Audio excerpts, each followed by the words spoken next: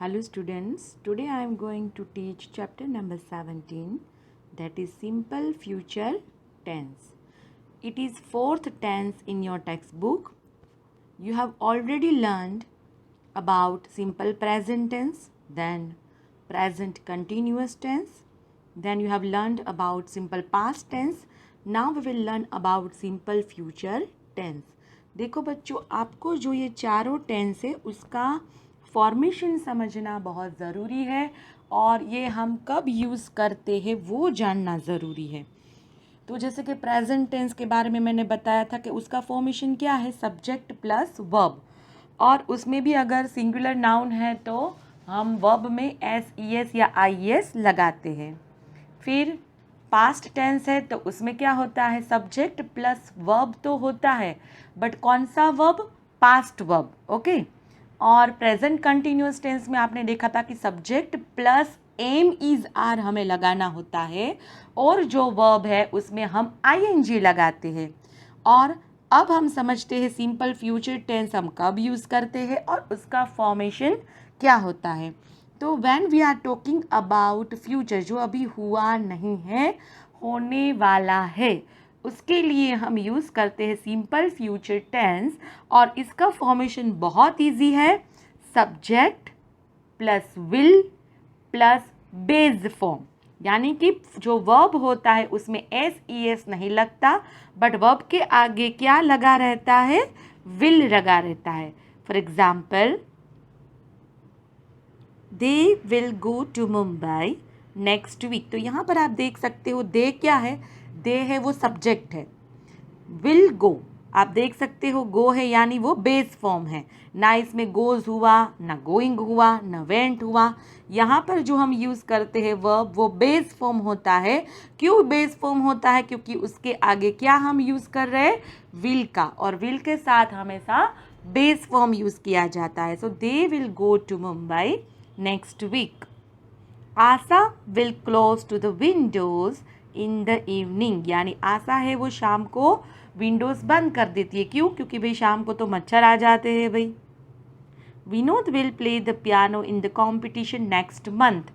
मैं आपको बच्चों बताऊँ, next week, next month, next day, tomorrow, ये सारे वर्ड्स किस में यूज़ किए जाते हैं, सिंपल फ्यूचर टेंस में, यानी जो चीज़ हुई नहीं है, होने वाली है। The words in bold tell us that action will take place at a later time, यानी अभी नहीं हुई है, बाद में होने वाली है। So in these sentences, will plus मैंने बोला ना base form of a verb forms the simple future tense। आपने देखा will go, will clause, will play, ये क्या है, सिंपल फ्यूचर टेंस। अंडरस्टैंड बच्चों। और इसकी एक्सरसाइज भी और ये चैप्टर दोनों इजी है। बस हम देखते हैं कि कैसे इसको इजी में आपको बनाती हूँ। Exercise number A, complete this sentences with the future tense forms of the words in the brackets. I dash my sister with the project. तो हेल्प का क्या आएगा, हमें पता है कि मैंने जैसे बोला कि भाई जो वर्ब होता है वो बेस फॉर्म यानी सेम टू सेम रहेगा, आपको सिर्फ विल ज्वाइन करके हर एक आंसर लिख लेना है। तो क्या आ जाएगा, आई विल, फिर क्या लिख देना है, help my sister with her project. मैं मेरी सिस्टर को प्रोजेक्ट में मदद करूँगी, करने वाली हूँ, यानी अभी की नहीं है। Betty dash the girl scouts. So Betty will join the girl scouts. तो ज्वाइन का क्या होगा, will join. We dash volleyball in the beach. Play, will play. Jim dash to reach home by 5। Jim will try to reach home by 5, यानी वो 5 बजे तक वो पहुंचने का ट्राई करेगा। They days new clothes for the festivals. Buy माने खरीदना, विल बाय माने खरीदेंगे, खरीदा नहीं है। They will buy new clothes for the festival. She days in the evening after completing her homework. She will sleep in the evening after completing her homework. Usha days in the marathon this Tuesday. Usha will run in the marathon this Tuesday. The birds dash at dusk. The birds will fly at dusk. I dash this book after I finish the other one. I will read this book after I finish the other one. George dash his shoes before the party. Mend का मतलब होता है ठीक करना, repair करना. George will mend his shoes before the party. Party के पहले वो अपने शूज को रिपेयर कर लेगा, ठीक कर लेगा. Next exercise. Exercise number B. Rewrite these sentences using the simple future tense. Rewrite का मतलब होता है दूसरी बार लिखना. उसमें भी बहुत इजी है, उसमें भी कोई टेंशन नहीं है बेटा. ये भी एक्सरसाइज इजी है. जैसे मैंने बोला कि सिंपल फ्यूचर में सब्जेक्ट के बाद विल लगाना होता है और मेन इम्पोर्टेंट थिंग जो है कि जो वर्ब है वो बेस फॉर्म होगा.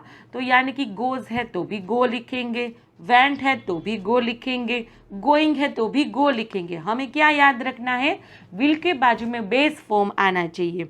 तो यहाँ पर देखो ये जो है वो सारे सिंपल प्रेजेंट टेंस में दिए हैं और हमें उसको बनाना है फ्यूचर टेंस. तो he goes to the fair है तो ही के बाजू में हम क्या ऐड करेंगे, विल, और गोज में से ईएस कट कर जाएगा क्योंकि मैंने आपको बोला था ना, क्योंकि हम यूज करेंगे base form.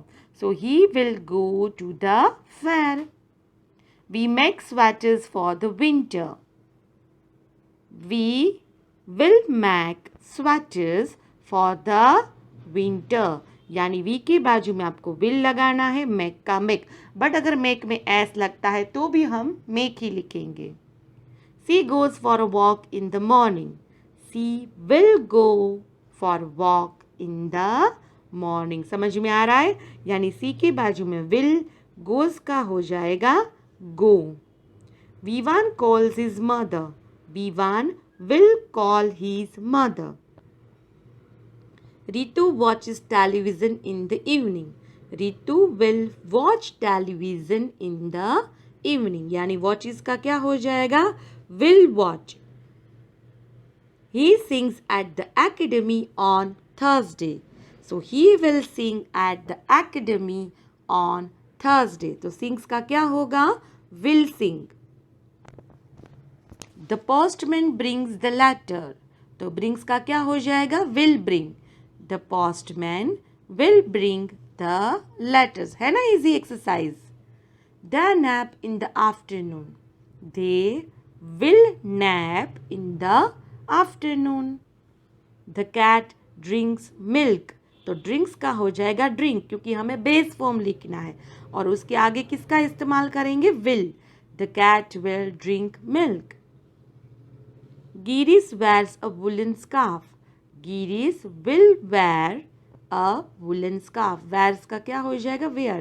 Girish will wear a woolen scarf. तो ये हुआ आपका चैप्टर नंबर 17 जिसमें आपने क्या सीखा बच्चों, सिंपल फ्यूचर टेंस माने जो हम अभी एक्शन करने वाले हैं, हो चुकी नहीं है ना हो रही है, जो होने वाली है फ्यूचर में, इसीलिए तो इसको फ्यूचर टेंस बोलते हैं.